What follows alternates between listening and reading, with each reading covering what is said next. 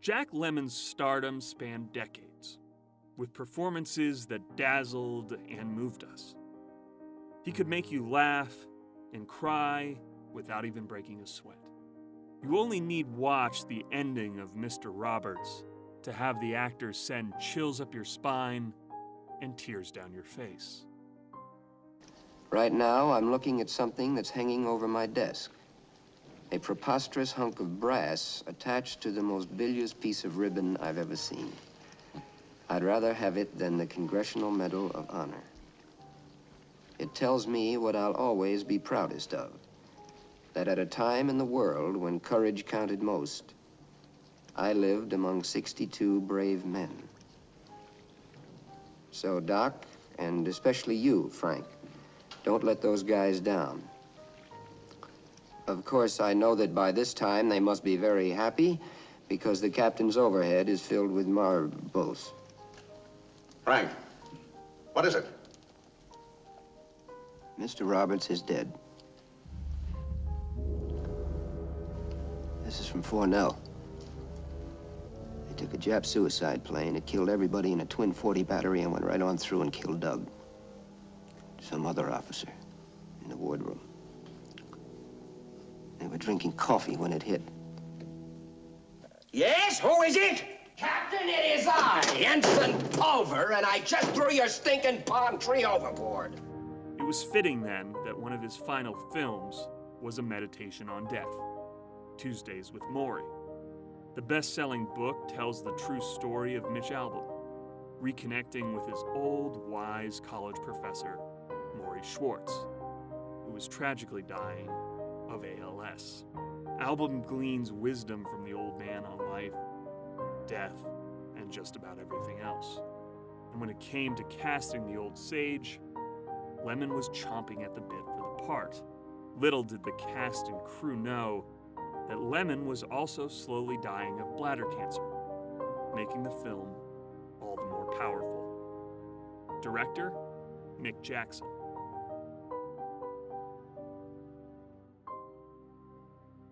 I'd always worked on the theory that fear is a great spur to creativity. So I always like to try and do things I haven't done before and kind of move from genre to genre.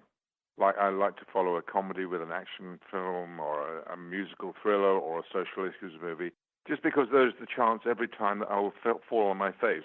And the adrenaline of possible failure is a great spur. And so I relished after Volcano, which was a big action movie, big budget for those days, to doing a chamber piece that was very much about emotions and not just about the bond between two people. So that was really why when this script got sent to me, I hadn't even heard of the book, and I thought, oh, this is interesting. And the more I read through it, Tom Rickman's script was absolutely wonderful and very true to the spirit of the book. I thought, I have to do this. I don't know if I can, but I have to do it. That was part of the intimidation, It is such a hugely complex part to play. And the producers didn't help by saying, look, if you could have anybody in the whole world to play, anybody, no matter how starry, how expensive, who would they be? You think, oh, my God. So there were these lists, and people kept getting added to the lists and dropped off them, but always there was Jack Lemmon on the list. He wanted to do it very much. We talked about things like maybe Alan Arkin could do it, or maybe Anthony Hopkins, really big names. And always Jack was on the list. The more the list changed, always there was Jack. And his agents and reps kept saying, he really would like to do this. I think he'd be great for it. What do you think? And we said, yeah, well, he would. We're just talking about it. And in the end, there was no other choice. Not because everybody else turned it down, but increasingly, it was just Jack. And I met him for the first time after we'd said, do you want to play this? And he said, yes, I do. I met him for coffee in the commissary at Warner Brothers studio in West Hollywood on Palmeister Avenue. And we just sat down, and I was amazed at how unstarry he was. This is one of the major movie stars of all time, someone who did Some Like It Hot, Mr. Robert, and Missing China Syndrome, everything, all the great movies, And he was just unassuming and very natural. And I said, this has got to be a very good thing for you to to do, because it seems to me, looking back on all the movies that you've done, you are a kind of teacher. You teach us how to get through all these different emotions and different sides of us. And it's true, you know, there are people in this world who are everyman figures, and they're beloved. We trust them and we love them. People like Jimmy Stewart or Walter Cronkite or Fred Rogers or Tom Hanks, and you know, Jack's one of those. Jack was the kind of Tom Hanks of his day. We trust them with our emotions, and when we see them cry on screen, it makes us cry, you know, much like it did, you know, when we saw Walter Cronkite reporting JFK's death in Dallas. You know, he choked up, and it choked up the whole country. And that kind of feeling that you are seeing someone very much like yourself who feels emotions the way that you feel them, and you can trust with your emotions, made Jack, you know, the obvious choice. And you know, once we started, there was no looking back. It's impossible, I found, to consider anybody else having taken on that role. You know, Jack was the one. We all know in hindsight why he wanted it so much, but no, we didn't know he was ill. He was, you know, determined to do it professionally, not telling anybody. I don't know who knew. I certainly didn't know, and I don't think most people on the crew and the rest of the cast knew that he was dying. And my guess afterwards, my intuition is that he needed to do it. He needed to make Morrie's words his words, and you know, the grace of Morrie to bring out his own grace and to make that journey from being alive to dying, and make it by celebrating life. So I think that's why he did it, and I'm amazed at the humility and the self-control that made him do it. One more question. Yeah. You know anything about this disease that I've got here, this Lou Gehrig's disease? It melts you like a candle, you know? In my case, from the bottom up. That's my legs. One first. Hands will be next. And eventually, it'll get the whole body. But you know what I dread? Someday soon, somebody's gonna have to wipe my ass for me. But I'm a lucky man. You're lucky? Yeah, I still got time to learn. Time to say goodbye to the people I love. And time to teach my final course. About dying? Not about dying, about living. When you know how to die, you know how to live. One of the great things about Jack is that he is a great actor and a great comedic actor. He has tremendous comedic gifts. And he has tremendous emotional range. I had to give him very little direction in the movie. One of the first things we did was kind of establish the language of the comedy, because he's done so many movies with Walter Matthau, you know, The Odd Couple, Grumpy Old Men, and so on. And there was a kind of comedic muscle memory of the kind of little riffs that he would do there. We had to find a way of just pushing those to one side. I don't know if you know what I mean. It's kind of possibly the thing over there, you know. Those little kind of stumbles and things are very great in that role, you know, Grumpy Old Men. But we agreed, you know, that Morrie was very precise and always knew the right word and chose his words carefully. So we eased that out a little bit.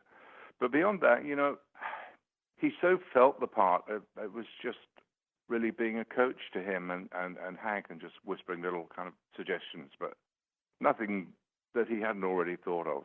You know, I loved what Jack does in close-up, which is he does it with his eyes, really. And I said to him at one point, you know, I just want you to watch Hank in the scene. Just watch him, knowing what he's not saying, and kind of knowing that you're going to get that out of him in the end. Just watch him. Not in a kind of all-knowing kind of superior way or in a cruel way, but in a kindly way, like a good therapist. You know what's hurting him inside and what he can't actually bring himself to say or feel. And just let us feel that as you're watching him while he's talking. And, you know, those close-ups are wonderful. First, I had to understand and forgive myself. All those years that I shut my heart to him. Why couldn't I stop and see what was in his? God, that poor man was scared most of his life. I was selfish. I thought of nothing but how I needed him. Oh, God, the waste of it all. Forgive everybody everything. Now, don't wait.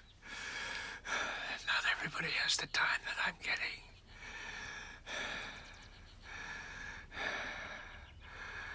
I won't die like he did.